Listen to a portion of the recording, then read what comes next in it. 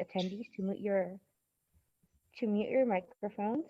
And I would like to introduce our session's presenter, Tara Mansud, who is an executive chef at Animae. All right, are we ready to go? Yeah, I think Yes. so. And everybody can hear me okay, right? Yes. All right. Hi, everybody. My name is Tara Mansud. I'm the executive chef of Animae here in downtown San Diego. If a lot of you are not familiar with it, it's down the street from Seaport Village. It's close to the waterfront. If you guys haven't seen us, come and check us out. Come and check us out on Instagram or my personal Instagram. So today, obviously, for Filipino American History Month, I will be cooking some Filipino food, and I'm going to be cooking something very popular today, sisig. Everybody loves sisig. It's one of my personal favorites. I know Miss Luwansing loves sisig too. She's my cousin, by the way. This is for her. All right, so I guess I'll just get right into it. Um, Pork belly is most popular for sisig. It is from native to Pampanga, but everybody kind of has their own version around the Philippines. So I got ahead on some cooking for you guys. Sorry. Uh, so right here I have pork belly that is ready pre-cooked, and it is so I went through a process. I don't know if you guys can see it right there.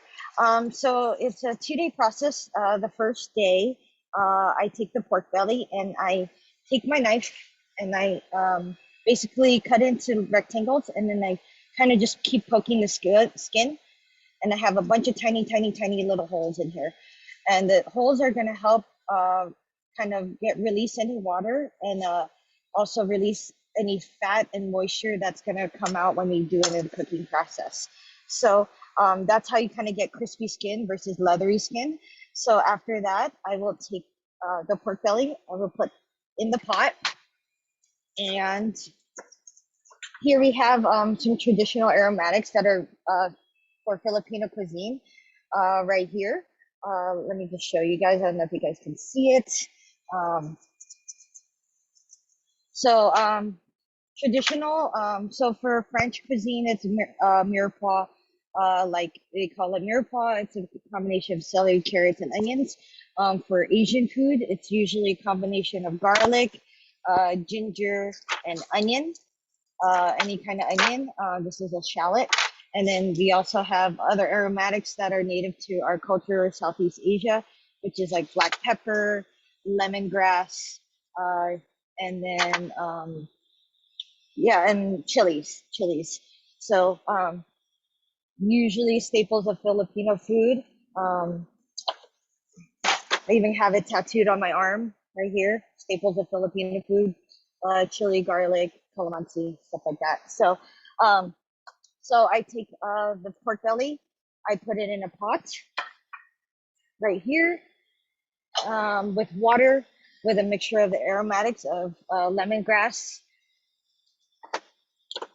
lemongrass, onion, ginger, black pepper, garlic, bay leaves, and I just kind of put that all in there after it's salted for a day. And then I cook the pork belly for about an hour, 2 hours, depending on how big the pieces are, until they're almost pull apart tender, but not too tender where it's going to fall apart when you pull it out. And after that, I take it out. I let it air dry for another day. But this is a little excessive. If you do it at home, obviously you could do this all in one day if you really, really like. But we do large amounts here at the restaurant, so it's a more of a 2-day process. Right after boiling, I let it air dry for about an hour, and then then you're good from there. So then from this point we will fry it. But before I fry it, I'm just gonna do some of the prep for the rest of the sisig. So sisig contains other things like the sauce. So I'm gonna cut some veggies for you guys. So and also the components of the actual sisig. So onions, here we go. So here we have some onions, uh, green onion, sliced, chilies that are mild, that are more for like peppers. I cut some already and I'll cut some for you guys. Egg yolk, of course, or a whole egg. And then gotta have patis, you gotta have fish sauce right there. We got a big old bottle here at the restaurant. I couldn't find any fresh calamansi right now, but we do have popular Sun Tropic calamansi juice, which is just as good. And it's already squeezed for you, so half the work is done. And then, of course, every household has white vinegar. Um, on top of that, for garnish, I will be doing some beef tendon instead of chicharron. So beef tendon is usually something that's super chewy, but here at the restaurant we boil it till it's super soft, and we pack it into rectangle containers, and then we let it freeze. And then once it's frozen, we slice it into shards like this. See how thin it is? And then we dehydrate it in the dehydrator overnight till it's nice and crispy. And then just like chicharron, when you fry it, it'll puff up in the fryer when it's at a high temp of like 400 degrees. So I'll show you guys that in a second. So I guess we'll just get into some prep. I hope you guys can see my cutting board. All right, so we will cut some veggies. So obviously onions.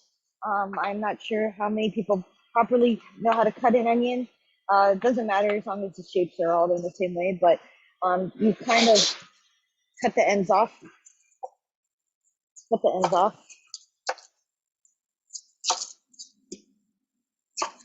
And then your goal is to try to keep the root in so that the onion doesn't fall apart on you.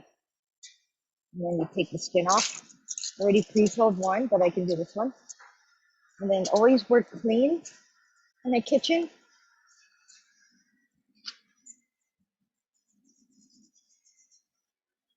All right, so here's the end part. So you always cut down, so cut the ends off, and you want to cut down, we call the eye. You cut through the eye, and you help it, and you have a half moon like this. So from the half moon, you want to cut basically this way. So we'll cut like this, and then we'll cut like this, and then we'll cut like this. So the dimensions should be all the same, so you have consistent cuts. The root will help you keep it together, and I'll show you an example. So.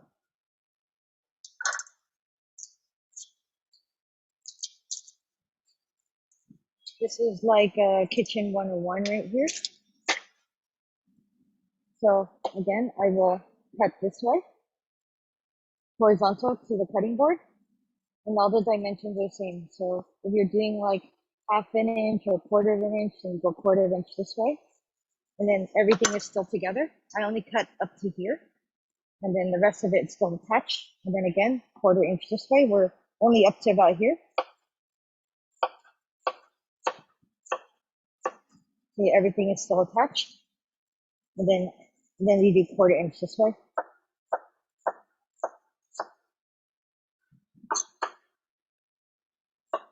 And then you have perfectly diced onions that are all in the same size. So, little helpful tool for people cooking at home.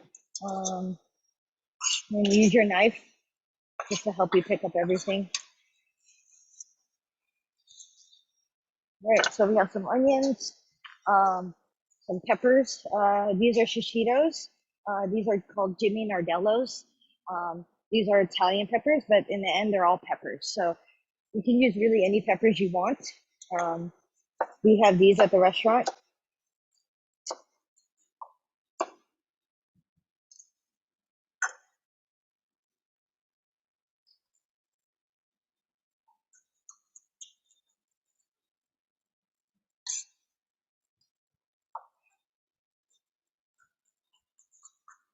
We'll just cut them in like half-inch slices so they're good bite size.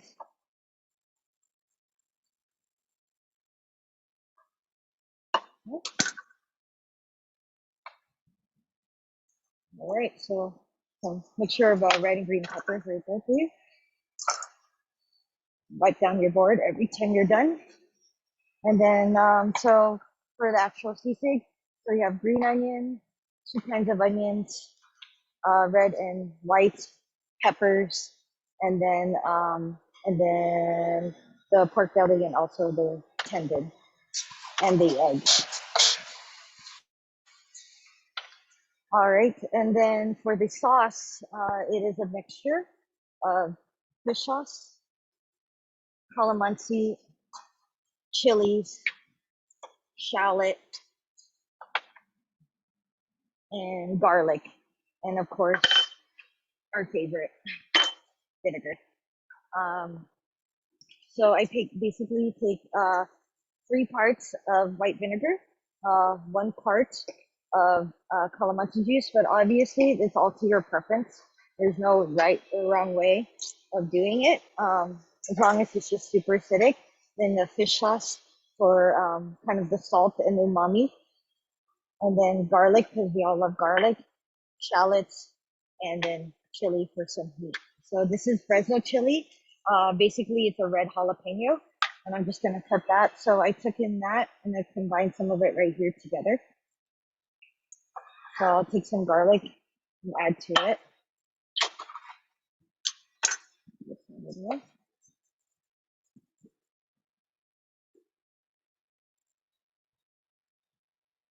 So easy way for the garlic not to roll around on you, smash it with the back of your knife. Just have your knife flat, put it under there.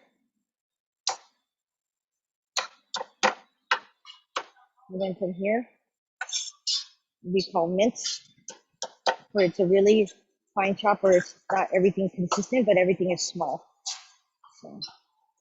So a proper way of cutting, put your hand in the front of the knife. Your knife is round for a reason if you have a chef knife. And then you basically rock back and forth.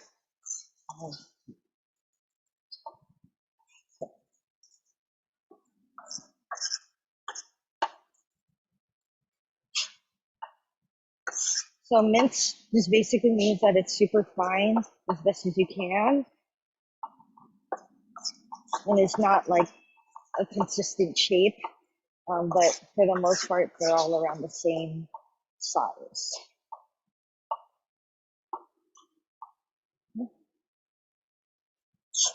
Is that? So I'm going to take that mixture of the vinegar, calamansi juice, fish sauce. I'm going to add it to this.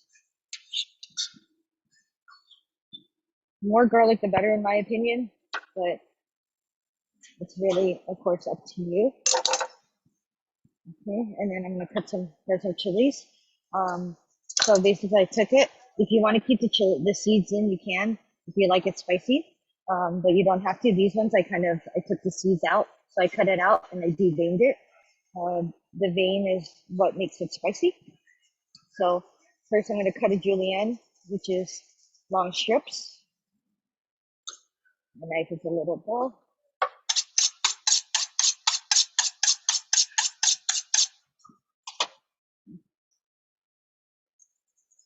And then here. So julienne that way. And once they're all in the right same size, you can see they're like strips. Chef, that's my sous chef that made that noise. So. We're still working here. We're busy tonight. So, and then we'll go this way. Make sure you wash your hands after this. Or if you don't wash your hands, make sure you don't touch your face, your eyes, because it's very hot. Okay, so I'll take that and I'll put it in here. So that's pretty much it. So for sauce. So calamansi, fish sauce, vinegar, garlic, and chili. And then you kind of will check it, see if it tastes good.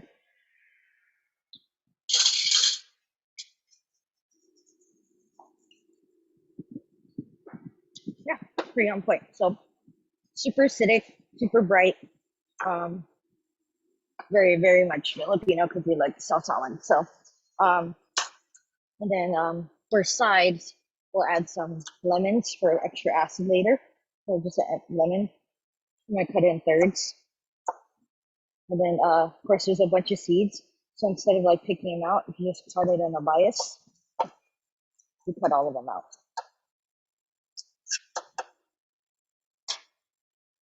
At least most of them.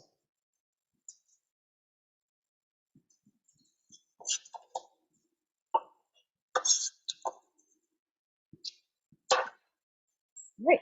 So that's that. So pretty much done with our mise en place. Mise en place is French for everything in its place. So if you tell a cook that, they pretty much know what that means. So it's a general term of like having your station ready, having all your things cut, all your sauces made, everything, so that when it comes to down to cookie on the line, you're ready to go. So, so I'll bring you guys over here. Sorry, I don't have an assistant today to help me with my computer. So, set you up over here by the fryer. Cool. All right, so right here is our fryer. It is at 400 degrees. So it needs, you can fry it at a lower temp, but the skin won't puff up and get too crispy. It'll be kind of leathery. So after the drying process and everything that I told you guys about, first we salt the skin for a day. The salt will draw moisture out. And then once we do that, we rinse the salt off. Then we boil the meat in aromatics like the lemongrass, onions, and all that stuff. And then we dry it out, and then it looks like this. It's nice. The fat is thinner on the skin. The meat's cooked, so at this point you're just getting it crispy. So I'm just gonna drop these two in here.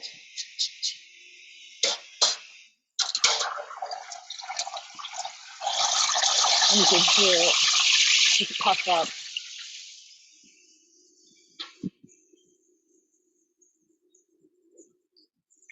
And you can kind of see already that the skin is starting to bubble.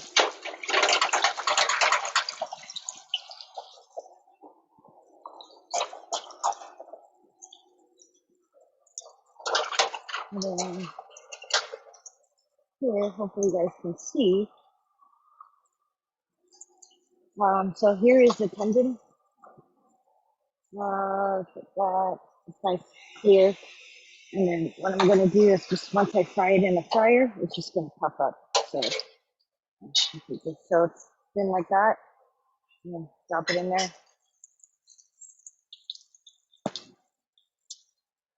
Just puffs up like a chicharron. And drop all of them in there.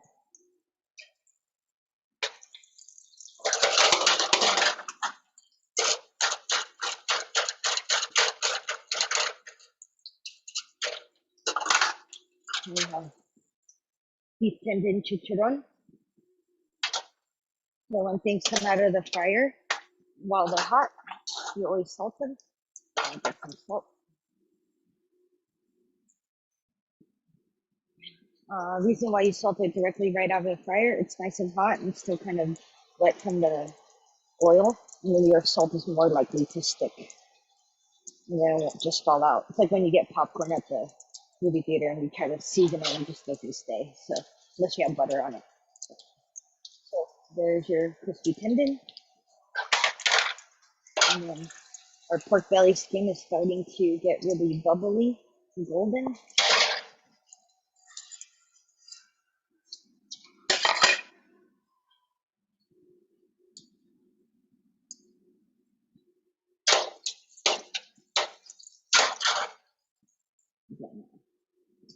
While that's cooking, look at our other stuff. Pretty set. Right.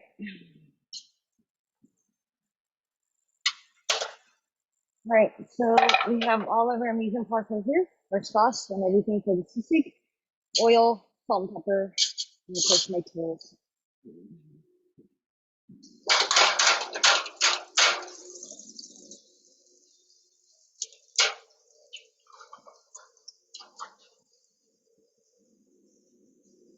let that cook for a few minutes.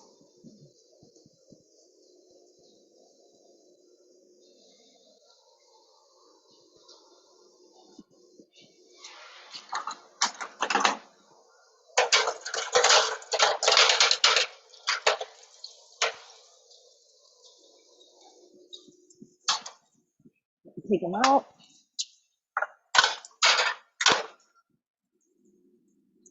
So now we have golden, pretty much lechon kawali at this point. So if you go up to this point and you get it crispy, that's lechon kawali. So now at this point, I'm gonna cut it up for you guys. Bring it over here. So right when you take it out, it's not gonna be crispy, but when you sit for a second, it's going to be. Let's just go through. So it's very hot. Take a sharp knife and cut it into pieces. So the skin is nice and crunchy. And then the lechon kawali. And then dice it into pieces.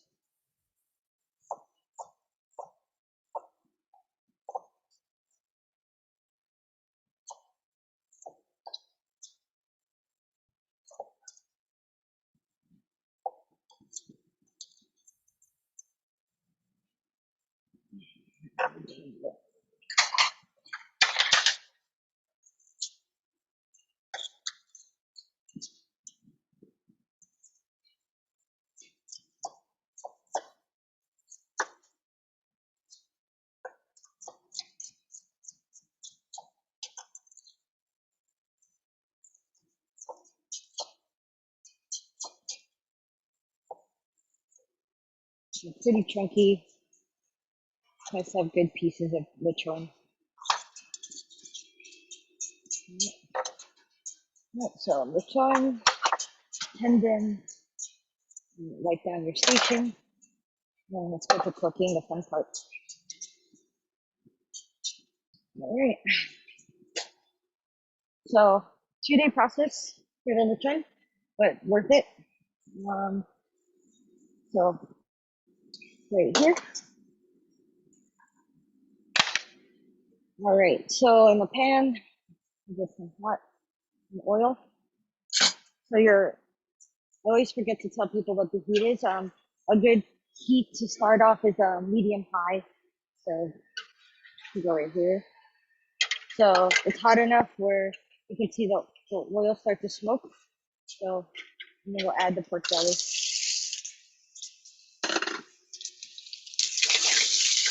So from here, the salt and pepper.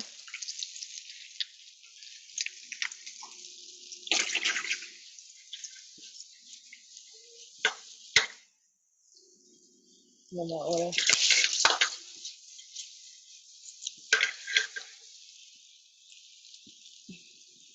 Turn up the heat a little bit.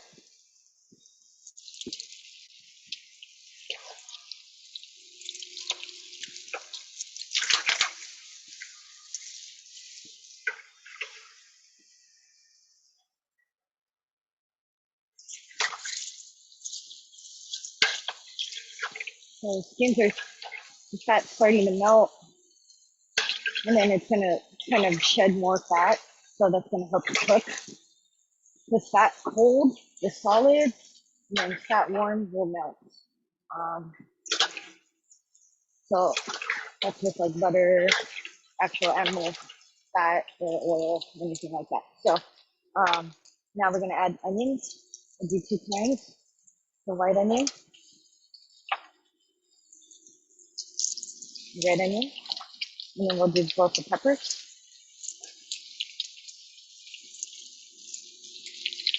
And the ratio of how you want it, it's really up to you. As long as it's like kind of colorful and pretty.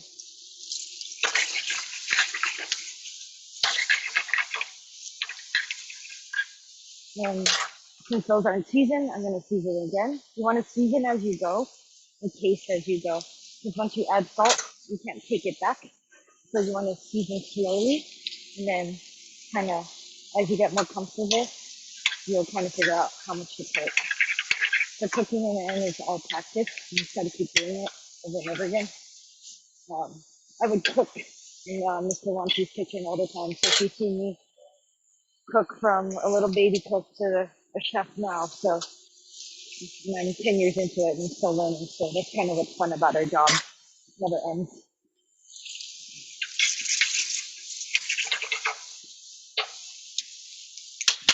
Right. So as the onions start to become translucent, meaning they're starting to get a little clear, but you don't want to overcook them because you kind of want texture.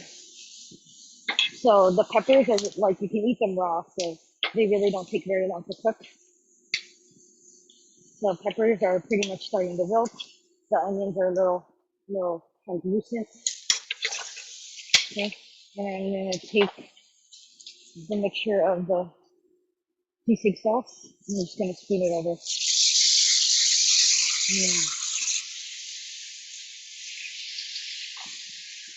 So I put a lot because it's gonna evaporate. So you want it to coat.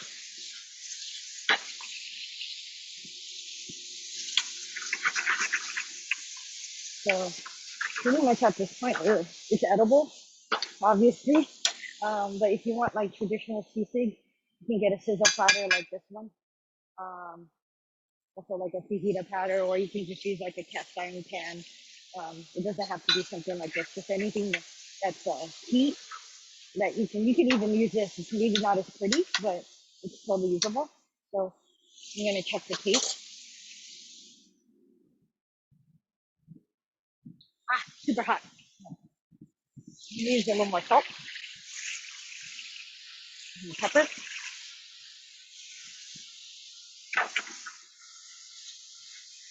Right, and that's pretty much it right there.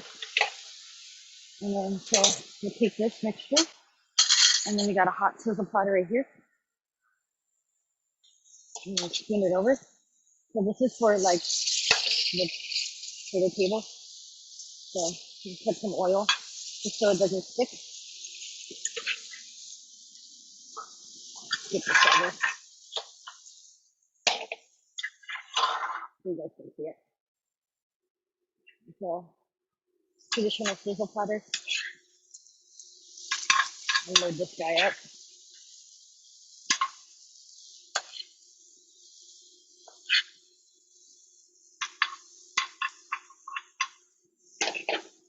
Make sure you have a good amount of peppers. Everybody can see everything. Because in the kitchen, if you don't see it on the plate, right when you get it, it doesn't exist. So you gotta make sure everything's on there, or you can see it at least. And we'll take our egg, like we cracked, and put it right in the center.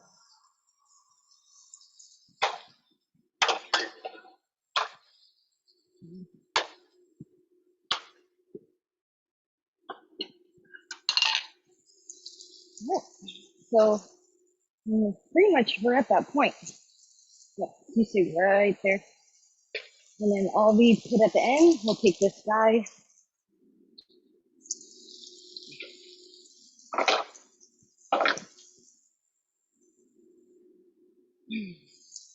And put them on a platter. Right there. Garnish it with some green onion. And the egg is still cooking, so if it's not done yet, that's totally fine. We're gonna mix it in anyway. And then we'll put some salt on the egg, a little pepper on the egg, and then we'll put a lemon on the side. And then we'll take those crispy tendons that we had from earlier. And so the chicharron, more chicharron extra, just put it right on top.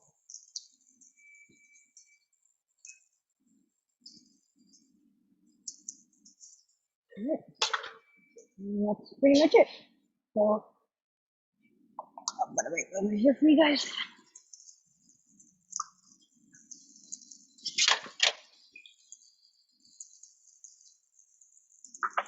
All right, and then we have it. Traditional, but not so traditional seafood for you guys.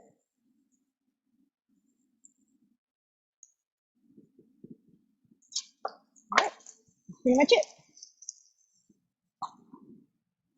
So right now it is not on the menu at Anime, but I'm doing fall menu changes. So hopefully this will be on the menu soon.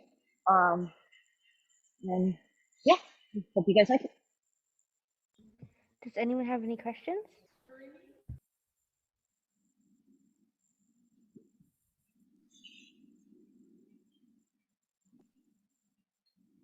Let me see. How often do you sharpen your knife and how often do you replace your knives? So I don't really replace my knives unless they've gotten really thin. So I sharpen my knives. I really intensely sharpen them, maybe like once or twice a week, depending. But that's because I use them every day. Um, so sharpening on a stone is what you sharpen with, and that's what gives you your edge and makes the blade like give it its tip and its point. This is a honing steel, so this is not necessarily sharpening your knife, but it's helping maintain the sharpness of your knife. Um, Basically, when you sharpen your knife, your blade is like this. So this part right here is like this, and then as you use it, the follicles start to go like this. So what this does is that it kind of brings it back together. But creating this edge is done with a stone. You can have people do it for like $5 if you can't do it yourself, or you can buy your home knife. YouTube is your friend. It teaches you how to do everything. But you can pay somebody to do your knife every once in a while. But if you're a chef, usually we sharpen, if not every day, just for like a quick refresh, maybe at least once a week.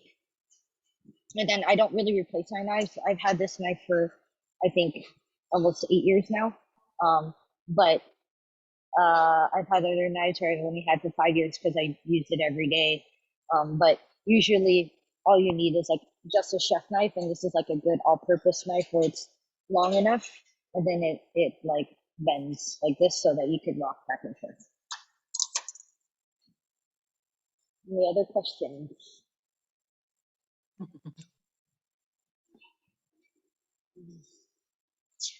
Nope. Miss Lawrence, you don't have a question? What is your favorite Filipino dish? My favorite Filipino dish. My favorite Filipino dish is either kare-kare, which is also in the menu here at Anime, and also ginataan, which is also on the menu here at Anime. So the kare-kare is done with short rib here. It is a very short rib. It has the bagoong already on it. For those who don't like bagoong, I wouldn't veer away from mine. Mine is a little different. Same thing with my ginatan. So here at Anime, we have a very nice dining room. It is more of a finer dining restaurant, but definitely still affordable for a special night. We It's not very often you get to see our cuisine in a dining room such as this. I can even show it to you guys. Let's take a tour. This is Chef Jordan. um, that's my sous chef. So that's my right hand man. And so here is our dining room. Pretty nice. It's kind of dirty. Hold on. Sorry. Pretty nice. It is seats about 100 people at a time.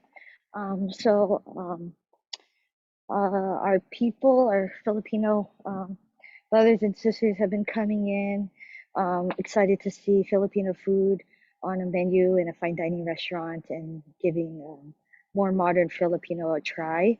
Uh, and I'd like to say they haven't been disappointed so far. I hate seeing fusion because for me, fusion usually disappoints.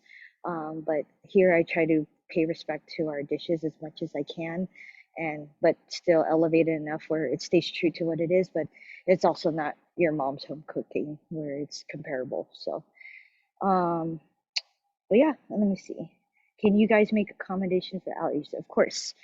We get allergies every day. It is part of my job to know our menu. So if you're gluten intolerant, we do have options. If you have a nut allergy, of course, we will try to accommodate it the best as we can. We have a couple vegan options. I wish we do have more vegan options, but I'm Filipino, I love pork. So it's a little difficult, but we're trying our best to accommodate everybody. And of course, we want everybody to have the same experience. So if there's something that we can do for you, we will totally accommodate. Any other questions? Maybe we have time for one more question. So, can you share did you always know you were going to be a chef? And no, I did not. What was your path to get to where you are now? All right. So when I graduated high school, I knew deep down that I wanted to cook. I was watching cooking shows. I always loved to go out to eat. I loved, my parents are foodies also. We really enjoy dining. Um, and they taught me at a young age to eat different cultures, different types of food.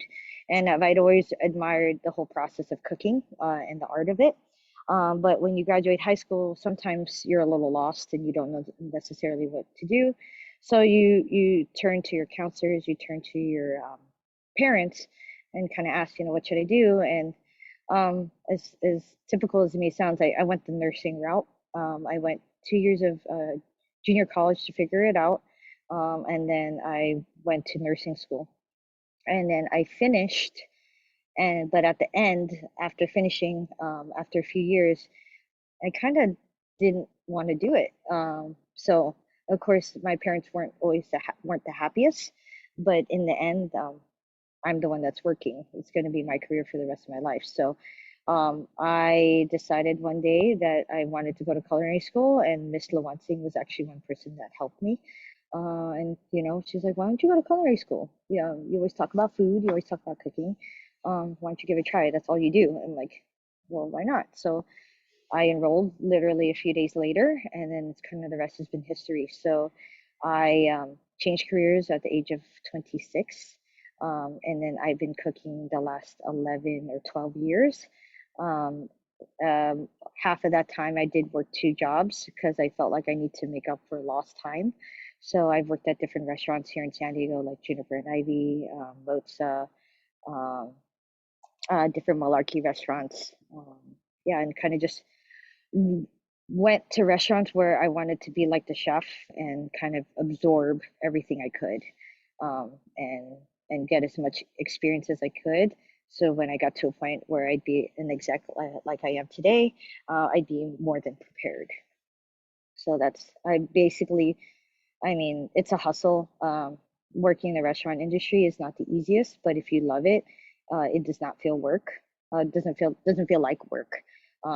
Everybody who works in this kitchen is very, very passionate about what they do, and you definitely have to be passionate for this industry to be doing it every day, because it is long days, it's long hours, it's being on your feet, it's getting burns, getting cuts. But it's a very rewarding career, especially for me being Filipino American. Our love language is food. Um, we share our culture through food. We take care of people by feeding them. So it for me it was like the best representation of myself and our culture, and something that I ended up being very proud of. And guests are feeling that love and enjoying the food when they come here because they can taste it. So, any questions? Thank you, Chef Tara Manzan, for taking your time with your busy schedule for talking to us high school students. Attendees, thank you for coming to this session. Please refer to this program at tinyurl.com/Magkaisa 2021 for the link to the next session. Thank you so much. Thank you. Thanks, Chef. You're welcome. I hope everybody has a good day. And I hope you like the food. Even though you can't taste it, I wish you guys could taste it because it's pretty fire. Oh, it looks good. All right. I know. Thanks, Tara. We'll talk to you later. Okay, thank you, Miss Lewansing. Have a good one. You're welcome, everybody. I hope to come to the restaurant, come to Animae, come check us out, give us a try. Okay? All right. Thank you so much. Have a good one.